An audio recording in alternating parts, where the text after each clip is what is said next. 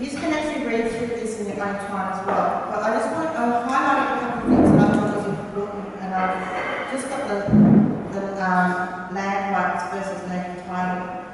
Just quickly read that because this is to do with recognition. Yeah.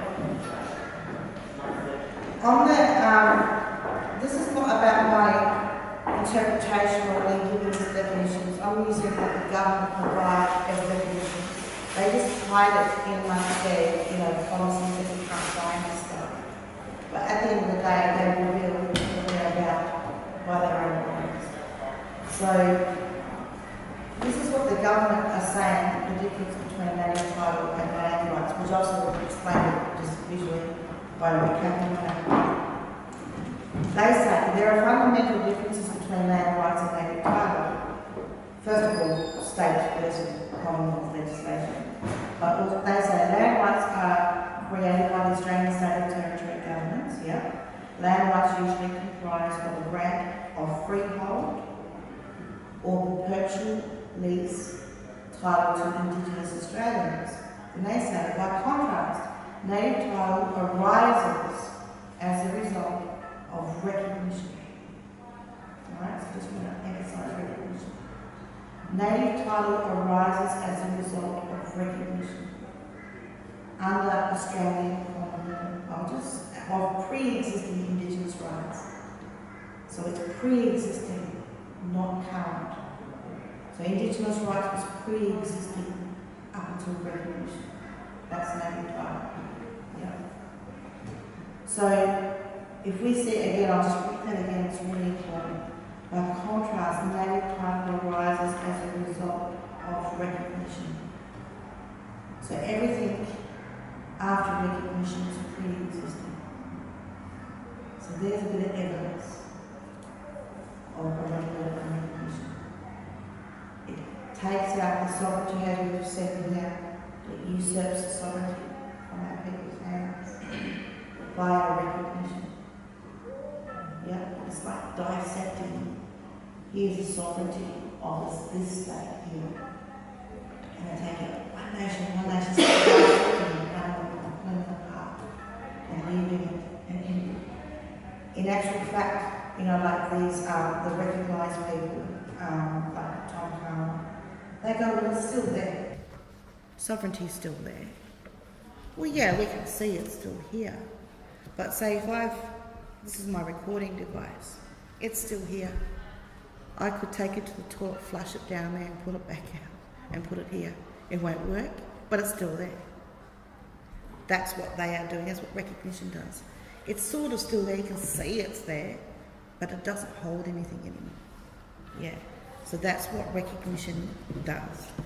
So we can see that native title is a result of recognition, pre-existing Indigenous rights, and interest according to traditional laws and customs. So that's what I really wanted to emphasise, was recognition in the definition of native title, and you'll see that in the Native Title Act, you'll see that in the Native Title Preamble, that recognition, they recognise. Now also, I'm not sure if I had a chance to grab it, I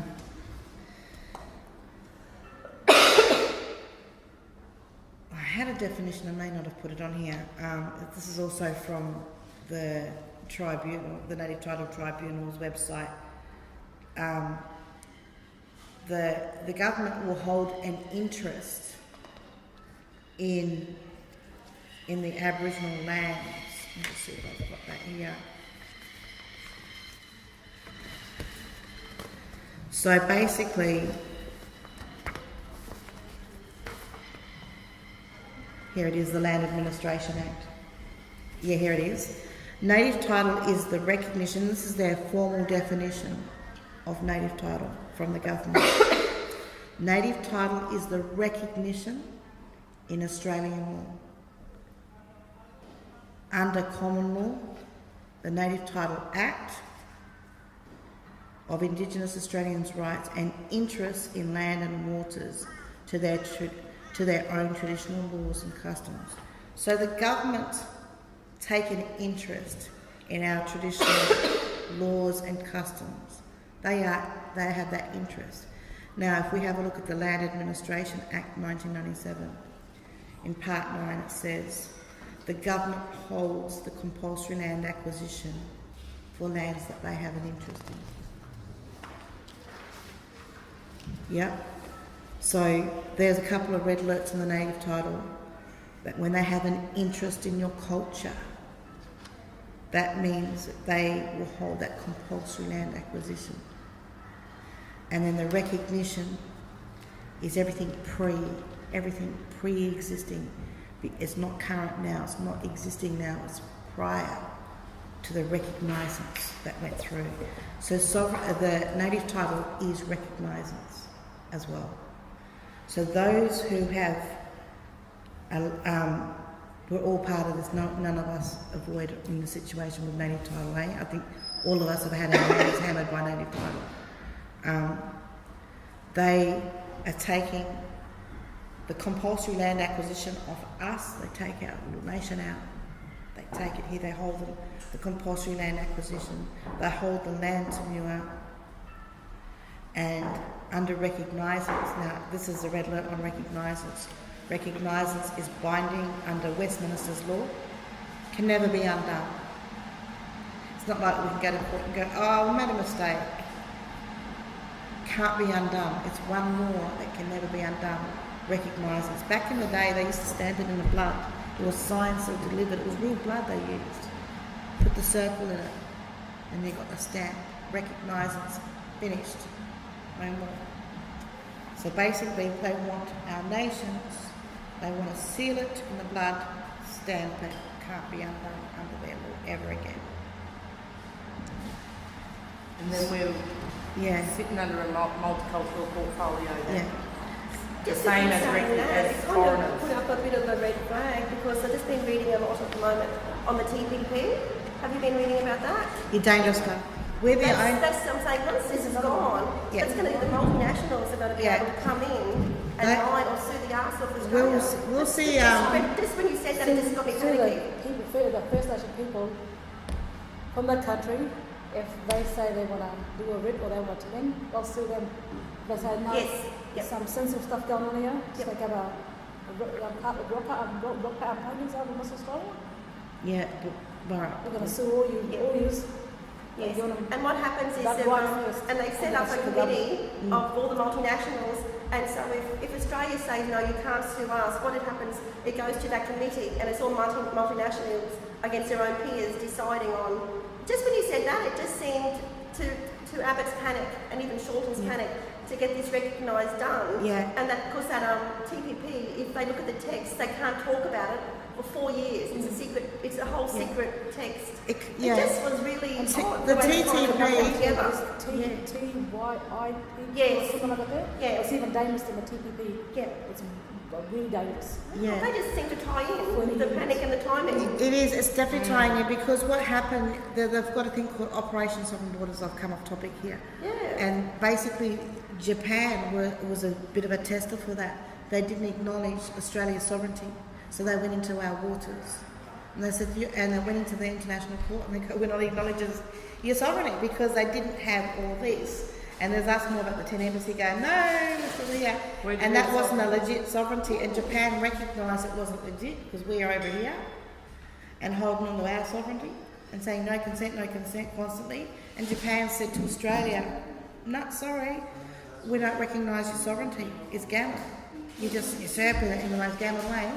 And so that affects the trading, international trading. So they need our sovereignty to make themselves complete, and that is Abbott's word. He reckons we need it to make ourselves complete. For 2020 to 2023, because they have they're doing the second language for Australia in 2023 is going to be Asian because of the how much billions of dollars for the treaty they got with Abbott already made agreement. China. Yeah. And even in just touching on like with the international arena, another example of a non-sovereign nation that has usurped the sovereignty of First Nations people is America. They do not even go to the international courts. They just go and declare war. Now, just quickly, this is where some more evidence I've got. If you keep these, this is evidence. You know, when we're saying we're trying to tell people why it's wrong, and we're just like, we need the evidence because people want to have evidence. So there is evidence in here, but reconciliation. I just want to raise a red alert on reconciliation because reconcile is normally it's a legal accounting term. For example, if I run a small business and I want to reconcile my accounts, they wipe the debt free.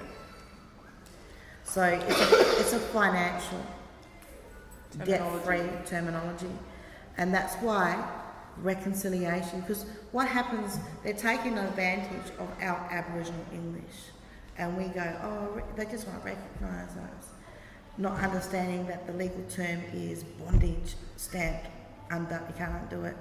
And then we're thinking reconcile, we're going to be friends now. Under their terms, reconcile means to wipe debt. We don't owe you $1. We take your land and you don't get nothing. It's all debt free, you know, because we're going to give you our shirt, you know. That's reconciliation. That's what they are on about. So we've got to be really mindful to pass information back to our people. Aboriginal English does not apply to the Constitution. Aboriginal English does not apply in Parliament House. We have to translate. It's another dialect. We have to understand. We're always using dialects. You know, Aboriginal English is actually its own dialect. We have to be very mindful to continually translate, and we have to educate our understanding of reconciliation, our understanding of recognition is a different dialect to the English law. It is completely foreign and different. Yeah. So even reconciliation is a legal terminology saying that when we reconcile with you, they're wiping every debt that they've owed to us. Yeah, and this is the Black Laws Dictionary. It means it analogues to condonation. Condonation is further explained as conditional remission, which protrudes to a release of debt. That's the Black Laws Dictionary. And reconciliation, now get this, was created by the Coalition, the Liberals, and Joe Hockey, who's now in finance. And Joe Hockey, to release the Australian government of any financial obligations. Of course it's Joe Hockey's gig. He's the guy who looks after the money. So that's his thing. So he's released the government of any financial obligations to owe us for our land, for their structures on our lands, or even any compensation of damages they've done to our lands, or our waterways, or poisoning waters, or anything. They are released of that debt. And that's the fight. So reconciliation's about finance, yeah? It's a release, it's financially no money. And inside reconciliation was created, which belongs in human services. Think what's human services, the portfolio of human services, Parliament House is Centrelink. So they're going to suck our sovereignty into Centrelink. Pleasant stuff here. So reconciliation inside of human services, right there with Centrelink, creates recognition, which will sign it within Centrelink. So when you see these campaigners for recognition and tell us that we can have our sovereignty, after recognition, yeah, we can look at it, but it means nothing. And what, we're going to line up at Centrelink and try and get sovereignty? Because that's basically where we're being sucked into in their system. It is basically, it's a dud. It's something that's not working. It's there, but it does not work anymore.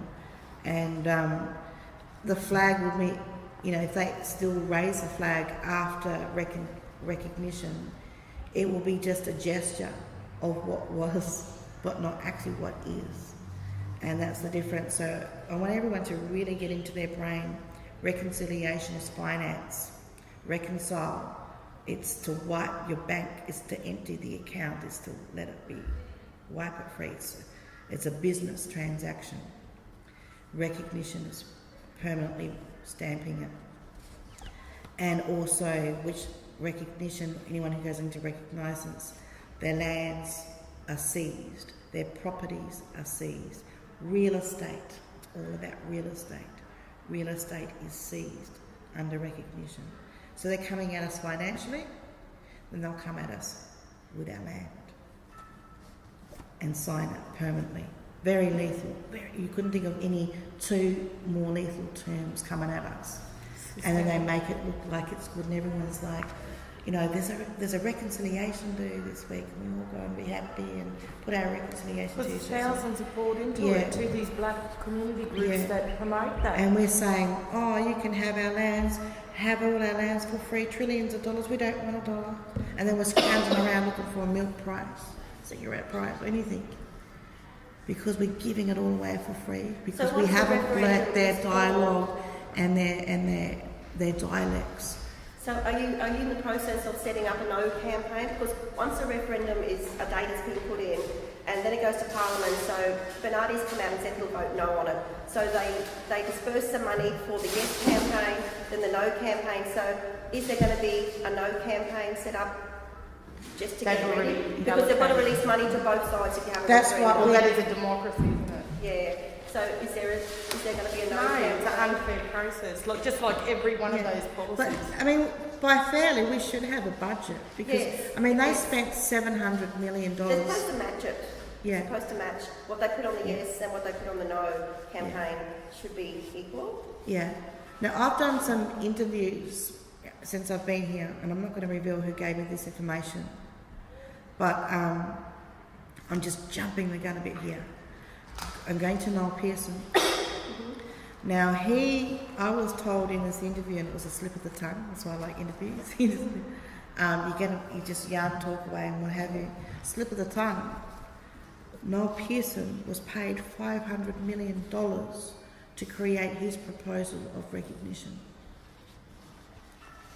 Now, and then they were complaining that no one else has come up with a proposal. Well, I'd write a proposal for $1 million, but it won't be for them, it'll be for us. Well, $500 million, I reckon we could come up with a pretty good little proposal on it. But yeah, that's the incentive. And then it's like, oh, no one else has done it. Oh, by the way, they've received $500 million. It's after the money he gets from funding for his organisation up there in the millions and millions that he gets yearly for that. Yeah. Yeah, so unbelievable. So they are actually financially gaining. I mean, if you look at it, it only costs $9 million per year to keep the Aboriginal communities going in Western Australia, and South Australia. Now they are saying they can't afford $9 million, but they can afford to give Noel Pearson $500 million to write a proposal. My gosh, that proposal is worth a lot, eh? Yet they invest in one person, but they can't invest in our people's homes. And what we've seen in these communities, when they get shut down, they don't house them in government housing. They are left, no lie, on the fringes of townships, living in the scrubs of bushes, and they are literally dying there. Literally. It's unbelievable. And, and there's this mindset, it's like this denial, when denial is, say someone's got cancer, denial's been aligned with cancer, someone gets cancer and they won't accept that they're sick. They won't, sometimes even with dialysis, say someone gets sick with their kidneys, they won't take their medication because they don't want to accept that they're sick. And we've even lost dialysis patients because they didn't get to the hospital in time for their treatment and so forth. Well, and it's a psychological thing, denial. This is what's happening in this country to our people. We have people dying on the streets, like literally every day. We have thousands and thousands and thousands literally homeless in our own countries. And it's not our problem. All of a sudden, it's just like, oh, we're going out tonight, where's the party? Put the TV on. It's this shutdown. There's something psychologically going wrong if we cannot react to other humans dying, but then send $10 to Red Cross to save the Africans and their water. And their panda bears. Yeah. And we're not responding to our own people. I'm not saying human beings, but as a nation, like, what is going on? Something's really going on here. are we drinking too much fluoride in our water? Because it's going to get worse. With the desensitised really to the outright racism. And if education minister is going to basically whitewash the education, is going to what's being taught. So I think what most Australians don't realise is they look for from overseas, whether it's spirituality in Buddhism, whether it's the stars, astronomy, whether it's the essences, the tree bark essences. You can all get that from the Aboriginal culture. So we all have it in one place, but everyone wants to look elsewhere, outside the country for it. Yeah. Everything is here. It's unreal. It's shocking. I think really, when something's so shocking, you go into denial, which is what happens with sick people. Yep. It's too much of a shock. They just won't accept it. I think what's happening in this country is so shocking, we've shut it. It's a coping mechanism. And, you know, I've never studied psychology. I have done my own research because of family trauma and even overcoming my own trauma, you know. I've done research and I really, when I read about denial, I'm like, oh my gosh, I know that one, I've seen it in my family, I see it in the community and so forth. But I think we've got a nation epidemic happening. But going back to the evidence... closing the communities and that, we've got, like in Perth, for instance, their health service only is allocated for so many people, so they try to make sure that the Noongar population is really catered to, and they've even turned away other First Nations people from accessing their service. Now these urban areas are going to be bombarded with all these people that are homeless, health issues, even the basic things like getting back into school and all of that sort of stuff. And you know yourself how it is to just find private housing, how disadvantaged black people are, let alone... It's impossible to get, in Western Australia, to get private housing. It's impossible. Can you just share how much it cost you just to go on camp, go over there because of your daughter's health risk? I had to go across to Western Australia because my daughter, she's 21, and she's going to be 21. She had a tumour, and we had to go and do radiation treatment and so forth. So I had to travel across from Canberra to get to her. Now, and I'll put it up on Facebook. I think I need help and support on this. Like, you know what you would do for your kid, you would do anything for your kid to get there, eh? And so I started crowdfunding, and I actually witnessed comments, you know, oh no, should we write the supports? And I'm like, my instinct was telling me there was no support, so I followed it. But I did actually jump on, you know, the internet and really look around for supports. I'm like, oh my gosh, there is none, you know. And then I went and bought myself a camper trailer, and my instinct was take it, and I was thinking really it would probably be a lot more convenient to to fly, and I'll get accommodation with more when I get there. And I've been out of WA for 5 years. A lot's changed in 5 years. Anyways, I followed my instinct. I drove across, raised money through crowdfunding, which I would never have been able to make that trip if it wasn't for people's generosity in the community abroad. Anyways, I get over to WA, and everything has gone downhill. There was no room at any family's house because most people were homeless from other homes going down that 2 or 3 bedroom homes with 10 families in, and you had to scrounge for a couch. And it was first in, best dressed. If you lay there and you don't get up, it's yours, you know. And there was and ice was just moving through the family. So I ended up staying in my camper trailer. And people going, what are you doing that for? Like, because I had to. And I had to keep my 5-year-old safe, it was 4 at the time. And then all we had to do crowdfunding to keep the rent up. The rent for a caravan park was something like $200 a week. Then I had to pay rent on my property in Canberra. It was just out of control. And it was pretty much people's generosity. But luckily I've got, you know, a mouth that will go, I need help. Here's my situation, and I can elaborate and explain and articulate my situation. There are a lot of fellas out there who don't actually have a phone to get on Facebook and go, here's my situation. Or don't even know even how to use Facebook.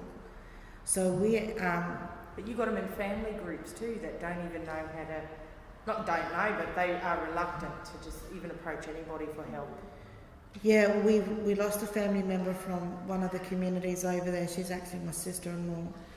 She was brought into Kalgoorlie from the community, from Junjunjara, because of dialysis treatment. They don't have dialysis treatment in the community.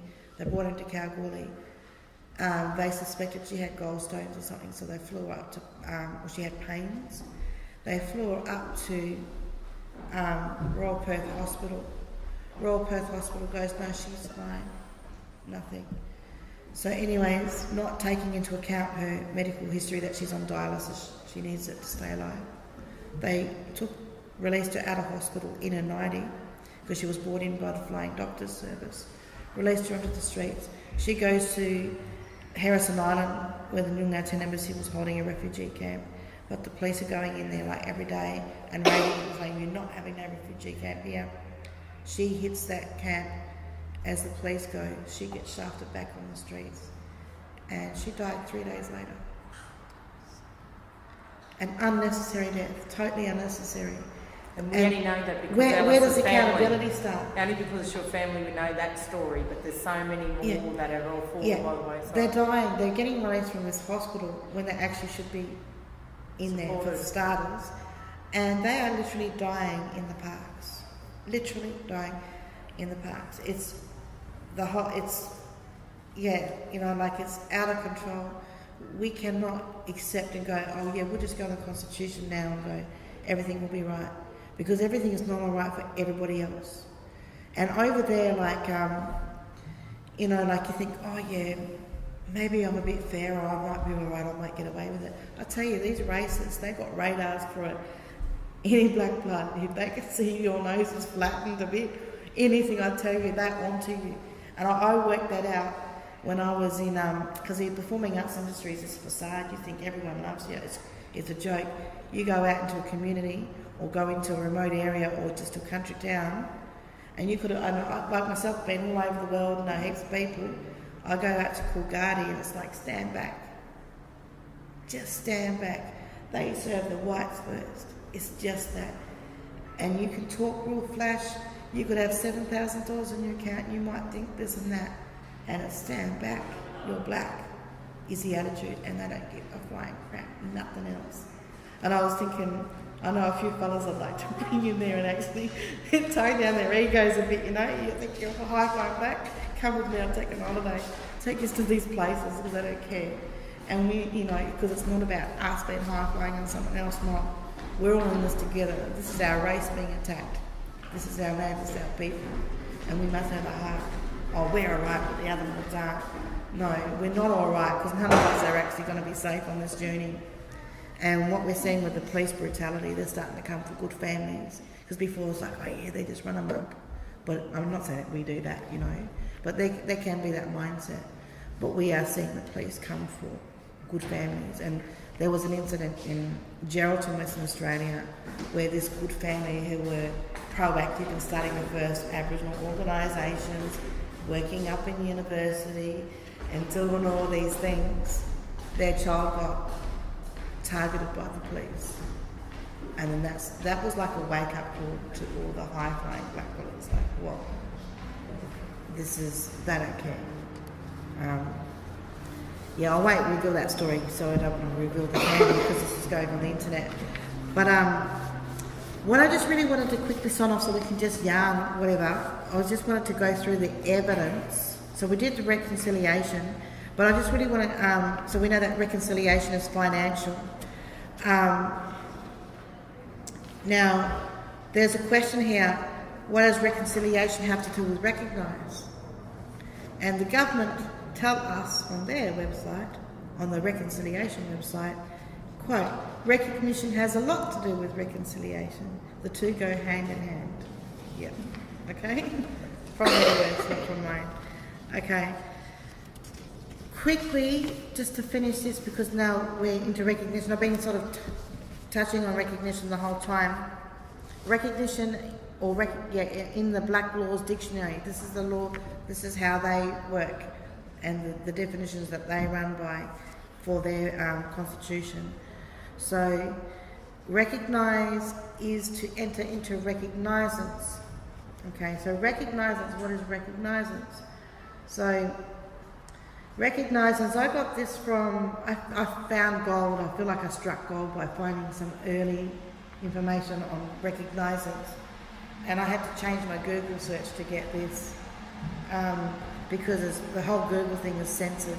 You want to look for search on recognition, you won't get it through a Google search. And I'm pretty sure they're onto how I got this, but I found this by looking up recognisance, seal of blood, because I was watching a documentary on King Henry VIII or whatever, and they were sealing all their documents. And then I remembered from that military saying the recognition, it's that seal, it's the blood. So I thought, so I will Google that, and I've struck gold. I found all the evidence I need now to actually prove that recognisance is no good. Now this is from the medieval. I've got more, and I haven't brought it all in, but I am more than happy to email further evidence to anybody who needs it. But anyways, this is in a nutshell. So recognisance under the medieval English Town's Glossary, which is the source, the foundation of their law. Recognisance was a formal acknowledgement before witnesses of a binding transaction between parties. So recognisance is a transaction, which is this here happening. Binding it, transaction. Reconciliation, yep, that's the finance side of it. So binding transaction, making the acknowledgement before legal authorities, yep, or reporting it to them with a view to having it registered in court rolls, established an official record to which reference could be made to prove or disprove subsequent legal disputes related to the transaction. This was the superior of any other means of proof. So recognisances could be applied to the incurrence of a debt, a transfer of real estate, including via testamentary bequest, or certain disclaimer of rights to real estate. So recognisance, entering into recognisance, is a disclaimer to your rights of real estate. It is a financial transaction and sealing it off. So that's basically recognisance. I have put in some information here about the sunset clauses. We have temporary sunset clauses that have brought recognition into the Constitution temporarily. I believe a lot of the damage that we're seeing with the communities going down is because of the recognition sunset clause. They're acting on it. They're going for 3 years. We disputed everyone that went through. We campaigned. We've done our best from Canberra, and we've been alerting as best as we can. We've got no budget, so we've been using Facebook. Hello, can anyone hear us? And we make these loud noises and we try and get attention. So we've done our best with the capacity that we've got. We haven't reached everybody, unfortunately, so hopefully you guys can walk away and help spread the word that we're in trouble. You know, here is the evidence in this document. I'm more than happy to hand over all my contacts for you to get any more out of me, and also stay in the loop if I get any more information. We put it straight out there and share stuff as best as we can. But recognisance is a disclaimer of rights under their law, and it is a transaction, and it's binding. So that's the proof, that's the evidence that your skeptics will need. Because I think we already knew it was wrong in our spirits, but people want to go, why? How? That's the evidence we need to go. This is their law, this is how they roll, this is what they will do. Yeah. So And I I'll think leave with it at an that. opener also, if you want to talk to people about recognition, if you go to their website, they start off the first paragraph is, this is a grassroots campaign. Grassroots campaign means, yes, it means from the people, for the people, no government involvement. So even if you want to open up a conversation with someone, you say it's not a grassroots campaign, it's come from the stable of Mark Textor, the big pollster, $1 million stable of jobs they take in. He won the Lord Mayoralship in England and all that stuff. It's come from Mark Textor's stable. It's all the money is coming in, 800 million. It's all the mining companies, Westpac. So it's not a grassroots campaign. So that's how they're swinging it as a grassroots campaign. It's not. It's all mining company. Yeah, have a look at the website. Yeah, they're unreal. Haven't they got a cheek? Yeah, so they're calling it grassroots, and it's grassroots is no government involvement. I mean, but we can see that this is purely lethal. Mining millionaires. But yesterday on social media, is it Brooke Boney, or she's part of Recognise, and she was having a bit of to and fro with a couple of people on social media yesterday because they were saying to her, show us something apart from a shiny picture of Recognise on a t-shirt, and she really got her back up. There's nothing, no There's nothing benefits to show. And people whatsoever. were saying, we're not saying yes or no, we just want you to show us what we are agreeing to, and they just got their back up straight off. There's nothing they could put up as what people are saying yes to or no to. And people are looking for a yes or a no, they're just looking to find out something. So it's starting to kind of get going. And challenging. People are asking. Yeah, I know one of the, I'm not too sure, but one of the expert panel resigned and has come out and said that every First Nations organisation that didn't support Recognise was defunded. Yes. Yeah. So that one over there. I think they said when they were applying for funding too, weren't they? That they had to, but then I think they came out and said it was wrong, it wasn't true. So Mr. Brett Gary, are you thinging now from the native title? Are you going to refute all them agreements you made with native title? I haven't improved it. Oh, damn, I'm just putting you on the spot. We all actually. Yeah, we all have to do that actually because if someone's done it in our nation and we haven't actually refuted it, then we're part of the acquiescence as That's well. right. So we actually all. I haven't actually put into my work here like where to from now. I've only just put up where we are at, you know, because I think where to from now is up to everybody. I can't go, now this is what you fellas got to do, you do this and you know, because that's what self-determination, everyone has to go, well, with this knowledge I think us more should do this, you know. But I think, you know, I think we all should probably, you know, come at refuting native title, even if we haven't signed in. I think that would probably help. Or just keep rising up, I'm not sure, where everyone would make their own decisions. But I think we better come up with something pretty strong to come up against this. Wrote letters and wrote to the Queen and the Governor General that stating that they have that our sovereignty never ceded. We're not Australian citizens, and their laws don't apply to us. And I just like it was a declaration of sovereignty. And she wrote back. She passed it on to the Governor General, and he said that it's got nothing to do with him because it's the government's call. And but I'm just going to keep putting everybody on notice to, but I am still looking for legal avenues in lawsuits because someone has to pay for, especially all the injustices and all of that legislations and everything is highly illegal. And there's no document of consent whatsoever. There's no treaty. There's nothing at all that even in their own government forms, it says, are you Australian citizen or are you Aboriginal or Torres Strait Islander? They even clearly know that we are not Australian citizens. The way British Australia have come and put their laws on us is just the same as if Africa came here and said, if you don't abide by my laws, I'm going to incarcerate you. We shouldn't be tolerating it no more.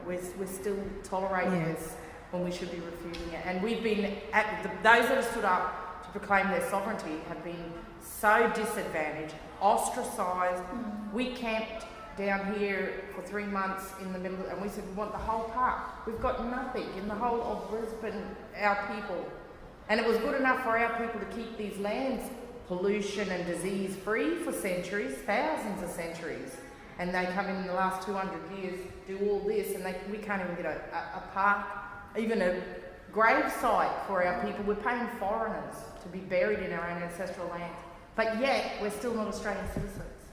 But they've applied all of this to our people. Our people are overrepresented in the criminal justice system, child safety, even the mental health system now. Yeah. I forgot to mention something, and I better say, I didn't raise your red alert on Noel Pearson properly.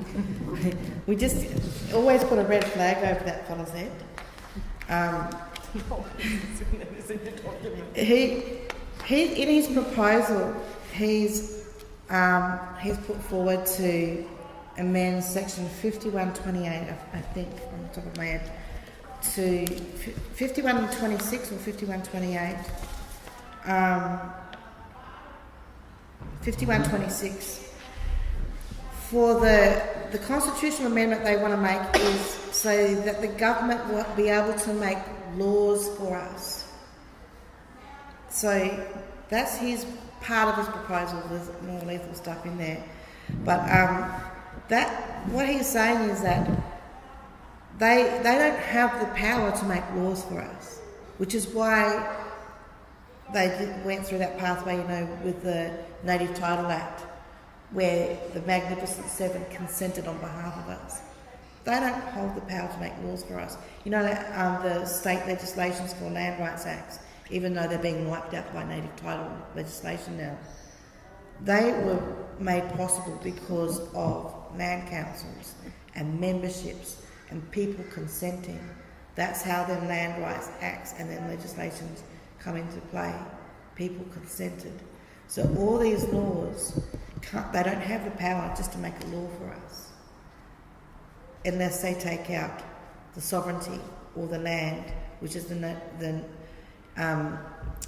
Northern Territory Intervention. They took the lease of the land, they took the land tenure, then they put a law in. So our sovereignty is in the way of them making laws for us. And so there's more evidence again that after recognition they will be able to make laws for us.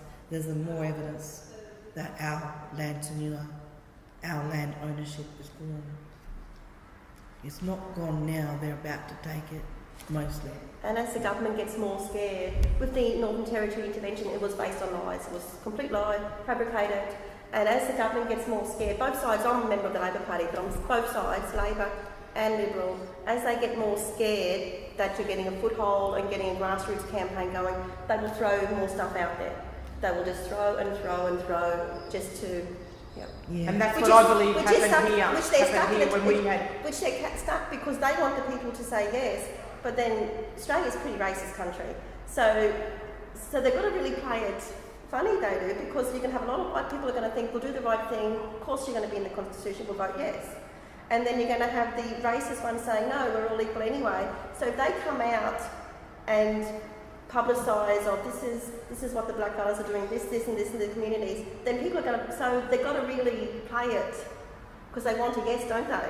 But they always, and one of the tactics is, what they've been doing for many years, is what Alice is saying about the Magnificent Seven, they get the tokenistic Aborigines that have been well groomed in their system, that have very assimilated, disconnected altogether from their communities, their spirituality and their lands, and then they've got them that give the okay. When we was campaigning for sovereignty, it was the mayor and Campbell Newman. They actually got Indigenous people to. They set up petitions and it was our own people that they geared up against us because of the lack of understanding. Like even the hall, they've blocked us from even accessing this hall for years and putting in dominant people groups into positions where it's volatile to be involved in an Indigenous organisation. And but we've gathered here for many years, but we're not allowed to have our 21st or birthday, like celebrations. and we have to pay an arm and a leg to foreigners for their halls. We have not, like, every nation is represented so well in our lands. Like, how many bars does the Irish have to have?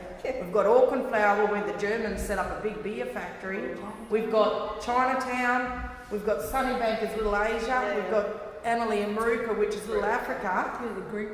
And the First Nations people, after massacre, and so many of them, shoves them in places like Anala, the low socio-economic areas, Goodna, that, you know, like, and Goodna is, you know, even the word is Guna. You know, it's our universe. Everybody knows what Guna is. You do know that, don't you?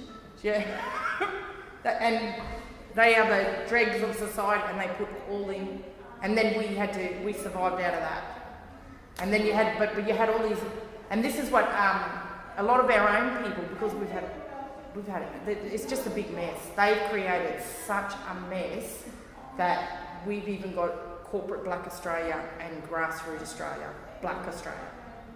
Yeah, for those that want to call themselves Australians. But we want our history, our heritage back to the forefront, because we've been everything. We've had everything aimed at us to annihilate us and our existence from this planet. And it's either the only two avenues they've given us is assimilate or nothing at all. And everything's set up so that we're assimilating. So, like, even here as a Yagara person, we're not supported at all. I'm flat out even getting a job. I won't even get on a membership on an organisation or anything like that, because I proclaim my heritage here in these lands. Yeah. Disgusting, eh? Yes. Very disheartening. Our culture-wise, yeah. Our culture was based on all life, and it wasn't just inclusive. It was water, it was animals, it was everything. You know, a profound respect before we even walked. You know, and looking at our culture, they wouldn't look at it like that. And if we live in our culture and everybody respected us, and we have that international platform, equality. There would be no economics, no visions for economics to control. I was just saying to Alice the other day about how I want to do a picture with and just write a picture of Centrelink and just write across it and say, we don't care for your welfare, we just give us back our lands. That's all we want. We want our lands back. We want to grow our own foods. We want that back. Our kids learn outside of all. We are kinesthetic learners. We're different. We've got unique issues.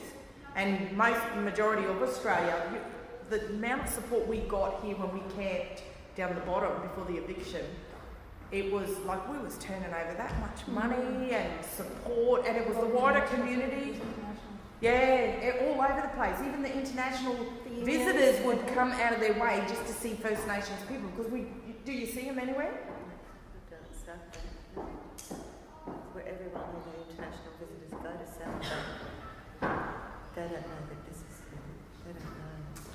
Spot on. And even in this environment, like even the guys that are here, they're threatened because we're claiming sovereignty and we're saying we want the whole park. This is our ancestral rights here. And we want the whole park, but then they're at risk of funding for the organisation because of what we want to do. Yeah. So that's why we're here too, because we want to just keep showing that nobody has to be threatened, that it has to go back the right way. If you're going to claim to be of First Nations heritage, we have a culture and a law that we abide by. And we live cross-culturally every day of our lives. And the history of Yagara country, a lot of the property owners that go back 4 or 5 generations, they got their lands from shooting our people. They were rewarded those lands. And those are the sort of things that we just want to highlight to most of Australia, because the education is not there. And nowadays, now that they're implementing First Nations studies into the schools, it's an option. It's only an option. Whereas many of our children are subject to learning Arabic, Japanese. Like we had to learn French or German. It was, you had to choose. But they drown out our culture and our heritage.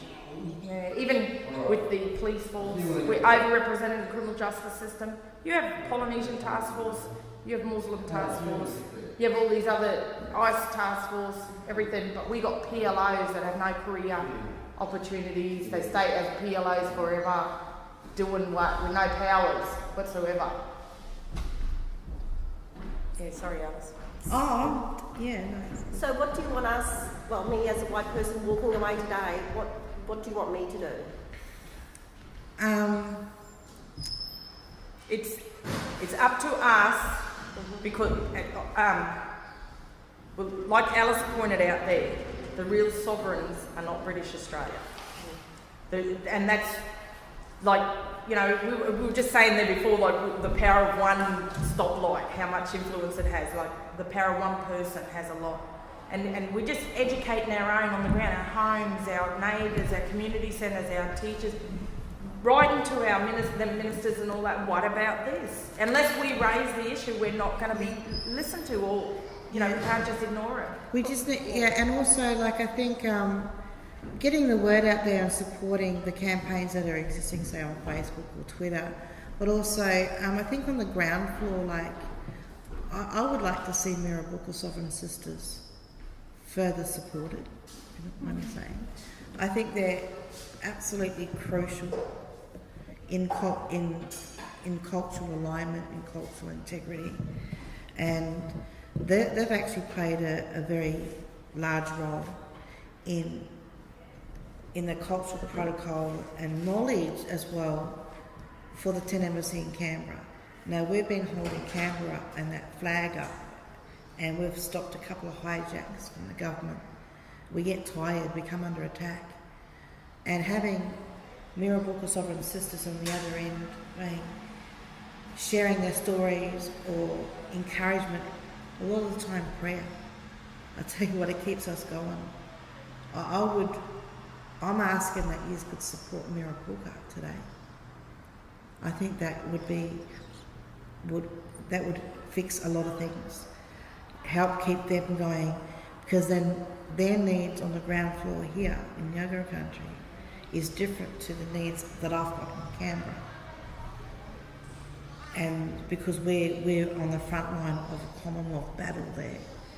But here is Yagara country, it's a different battle. And I just think that it's all for nothing if we can't keep our culture and our nations protected on the ground floor. Yes. So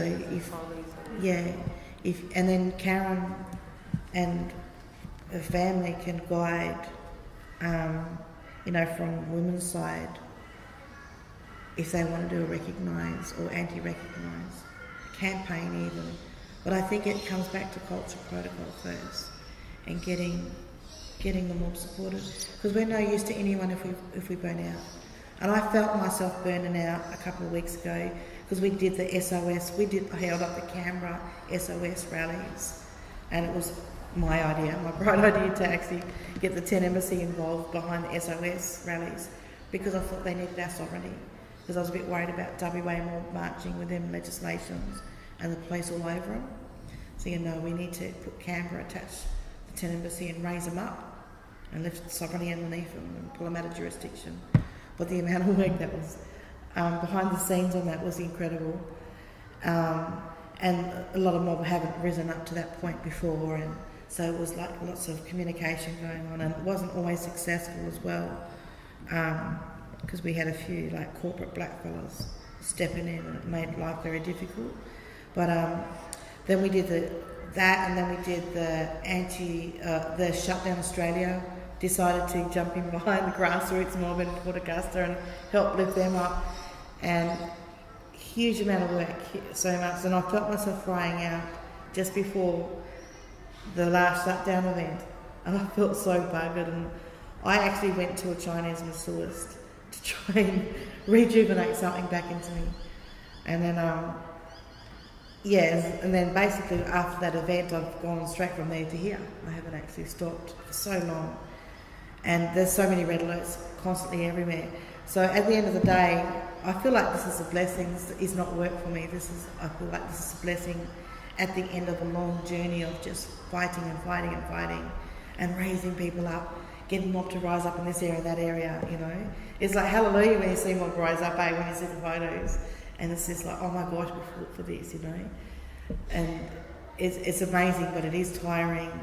And I think at the end of the day, you know, we're important in the bigger picture, but we're no use to people if we're tired and frying out. And yeah, so, but I just really want to honour Karen today and the Mirrabooka Sovereign Sisters, because they are important in what we do in Canberra. They're very important spiritually to us, and morally, sovereignty wise, and yeah, strong backbone for our people. They do a lot more than people know. It's not advertised everywhere. Yeah, we don't get no support. And then and just battling around with cars and flat out trying to get computers. And when you haven't got, we just got any the one support, you know. And we're not asking people to go outside their capacity. Like sometimes a phone call is the support. It lifts each other. I'm not sure how to doing any Friday night rallies down the track, getting that crowd coming home on a Friday night and standing there with a no to recognise or something, just as time moves on. When we was campaigning here and we got evicted, and it's sort of like a lot of the corporate people were more supported than someone that was coming out about original sovereignty. So, but the whole plan was to light it up, but we needed these sessions, was empowering our own. We haven't got education. Wider Australia hasn't even got access to our knowledge. And just, you know, basic fundamental stuff that we live by and clashes, you know, with wider Australia. And but we've the workshops was the plan. We want to empower our own that are on the ground, because we're looking at it. So there's a real big, there's corporate Black Australia that suit really well under this system. They fit really well. And then you've got those that have really been challenged. Like, I'm the firstborn into freedom outside of a mission. My mother, my grandmothers, my grandfathers were all born into a mission. I have 4 generations coming out of Palm Island and 3 generations over here. And I've got a white Scottish grandfather that was very, you know, if you know Scottish people, they're pretty, got a lot of, they're cultural, community minded, they're community minded. So, like my I could see how they were about clans, and they were territorial too. Like, wouldn't have nothing to do with my grandfather because he married a black woman. It wasn't just because of the colour of his skin; it was that he actually married out of his clan that he got shunned and stuff like that. So, and you notice a lot of First Nations people, they always do link with other foreigner groups that are from other cultural groups. They actually marry, and it's very rare to see an Indigenous person married to an Aussie. I'm sorry to say, but what we know is Aussie, but you always see they marry into other cultural groups. But here, I want to go back to that. With the campaign for sovereignty and everything, because it's unsupported, it's not westernised, we've had, like I said, 3 or 4 generations in the missions. They've been belted, flogged, humiliated, raped, abused for speaking language, for eating their own diet, sneaking off to see their mum. The version's taken away because one of my families was the first brought up on the mission. It was called Brown shared it. The stronger mission, like, it was the strongest families, because it was my grandfather who used to across the creeks, take food bag or medicine bag, and they sit them in barrels, cows were strong and the big guns. What years was that one? It was back in 1800s. So I'm just thinking back, even with the Wave Hill. Now, was it 50s, 70s? 50s. Well, when you had the Wave Hill walk-off, it wasn't just the one Wave Hill walk-off. 50s. It was all the communities stood up like a domino effect all over Australia, and they walked off and they striked. And we have a big celebration up on Palm Island called the they just called it the strike, and they did the same with like Kylie's family and kicked them off the mission.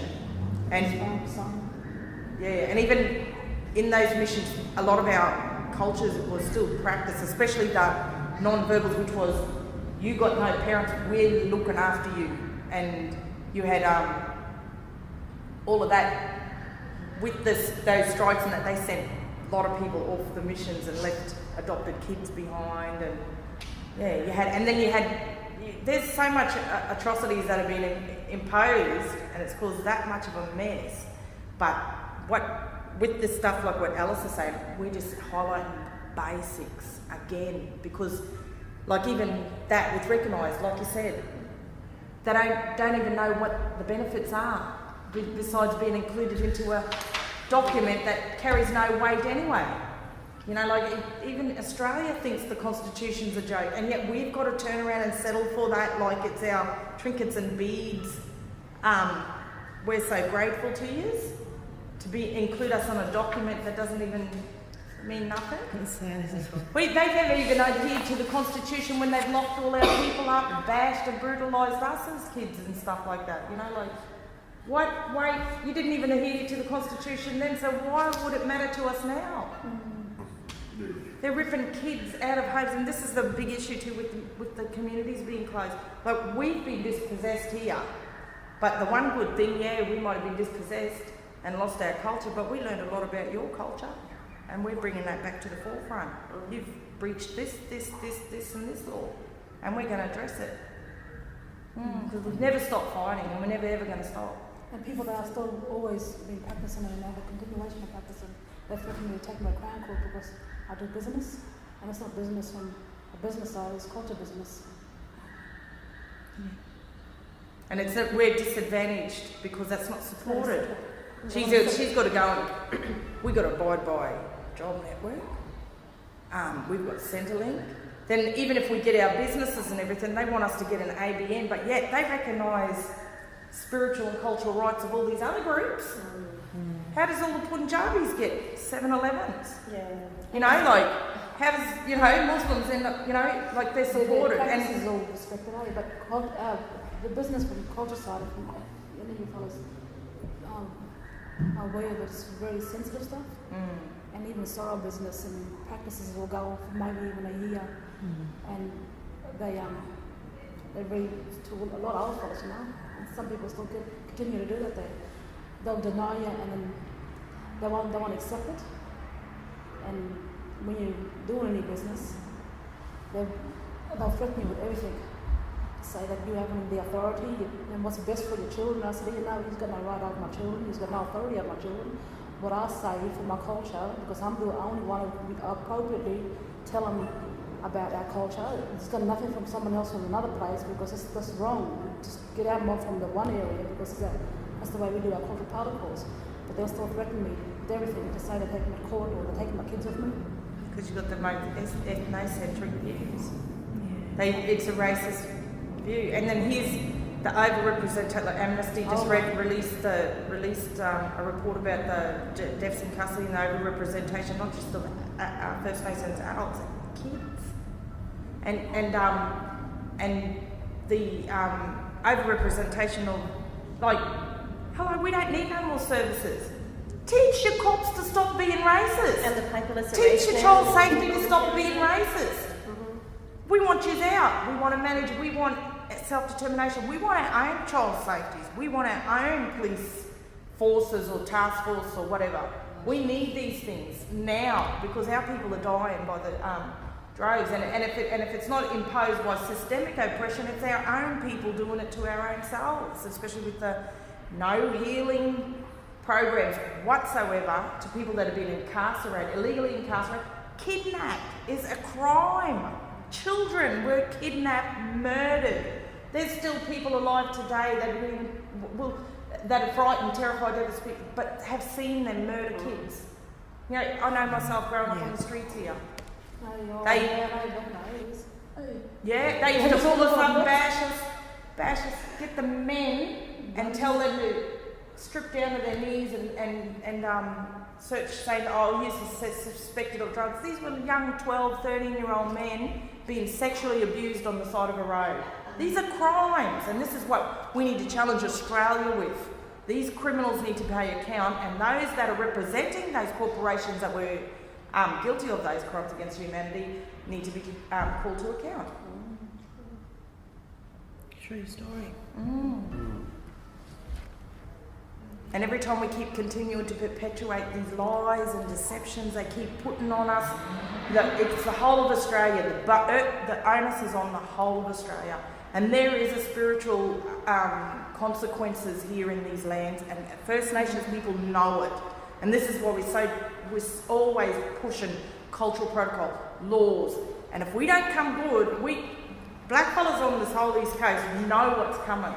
And that's why we got this urgency, like Alice's, she's got her masters, she's been performing all around the place. She was up there with Rhoda Roberts and all of them high flyers, but she chose to come back for her people. And that was the mantle that was always on our people, who were supposed to only go into the system to infect the system to make it better for our people. And that all fell down. Some of them went through and stayed there. They call it whitewash. Or corporate washed. Contaminated material. And then we've got a big wide support internationally, that where we've got Irish people that are researching and they're challenging their sovereignty, especially in the south of Ireland, especially now that they're trying to charge them with paying for the rain, which the Crown is still trying to pull down in South Australia on farmers, that they've got to pay, and they're saying you've got to pay for the water supply, and they're saying, well, who owns the water? And they're saying the Crown. You know, things like that. And this is what they were doing in Scotland, where they corrupted the whole referendum, like millions and millions of dollars, that just so that they wasn't going to, and instead of calling another referendum, now they can't. The poor innocent sovereigns have got to suffer. And but Cuba could declare they are sovereign.